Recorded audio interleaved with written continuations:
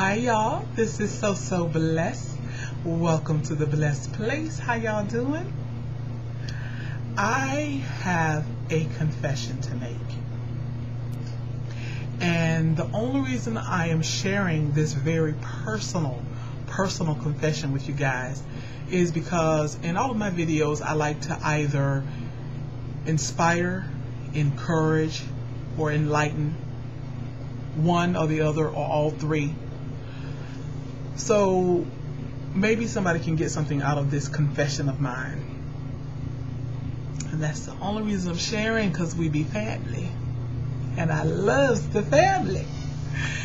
Okay, but you guys, I wanted to tell you about this yesterday, but I was like, I got to talk to my husband first, because it's a conversation that I had with my husband. And it was only right for me to talk to him first before I talk to y'all. I had been feeling some intangible feelings that I want to say just can't put my hands on, but you know, that's rather redundant. But for lack of a better term, I just couldn't put my hands, just couldn't rein in those feelings I was having. But I'll try to explain them to you. I was feeling a little aloof in my marriage. I was feeling a little distant from my husband. I would say this is probably over the last 2 to 3 weeks. I was feeling rather cool towards him. I was feeling like I didn't want to be bothered. I was feeling like I wasn't feeling very affectionate towards him, and I wasn't very receptive of the affection that he so lavishly gives me. And I was just in today's terms, I just wasn't feeling him. I just wasn't feeling him, and I just wasn't feeling my marriage.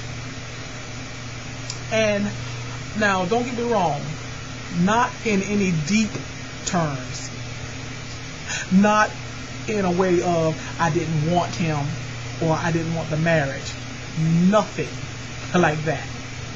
Believe me, y'all, I loves that man, and I loves my marriage.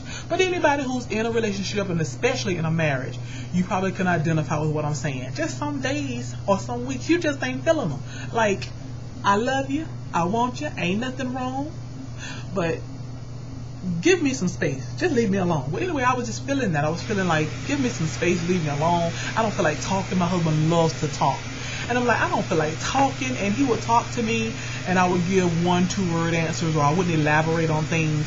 So you get the picture of what I'm talking about, right?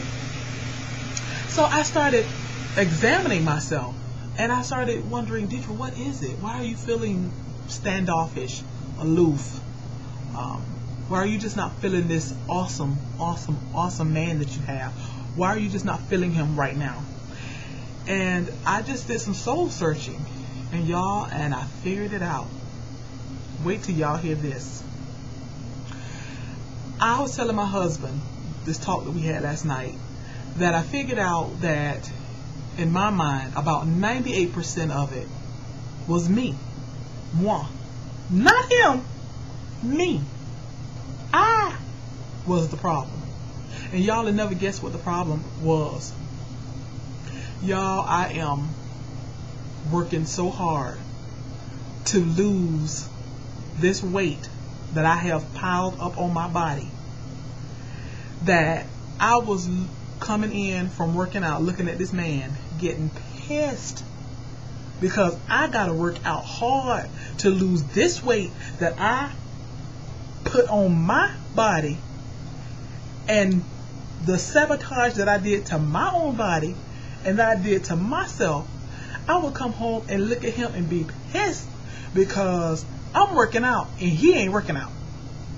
I would be pissed because he eating Burger King and McDonald's and whatever it is else that he wanted to eat, while I'm trying to watch what I eat. And y'all, I was burning mad. But it wasn't his fault. Y'all, I had to look at the man in the mirror. Yeah, I had to look at her. Because it wasn't his fault. First of all, he did not do this to me. Second of all, he never asked me to lose it. Third of all,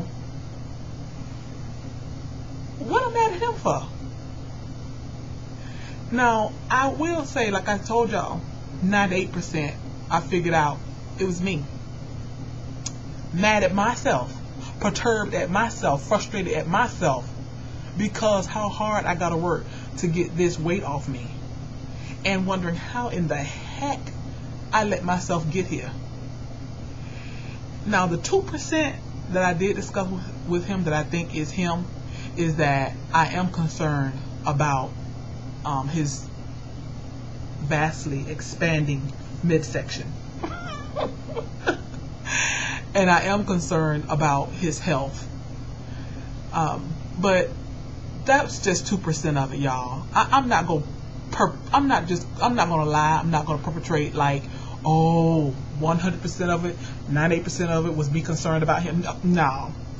2% was me concerned about him. 98% of it was me being pissed at him because I gotta work hard to get all this weight off of me, and he ain't doing the same thing I'm doing.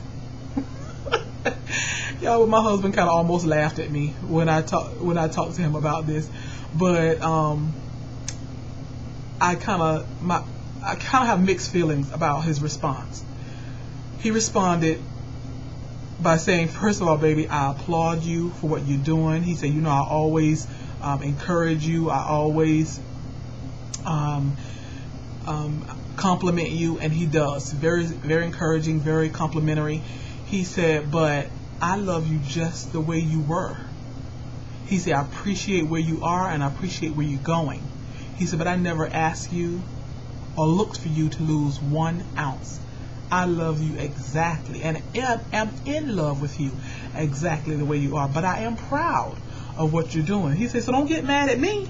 And I said, I know. I said, I'm no longer mad at you. That's why I am confessing.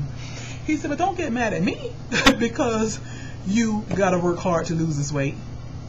You know, and then his second response was, he said, yeah, I noticed that you were in a funky mood. He said, but I just figured that's her.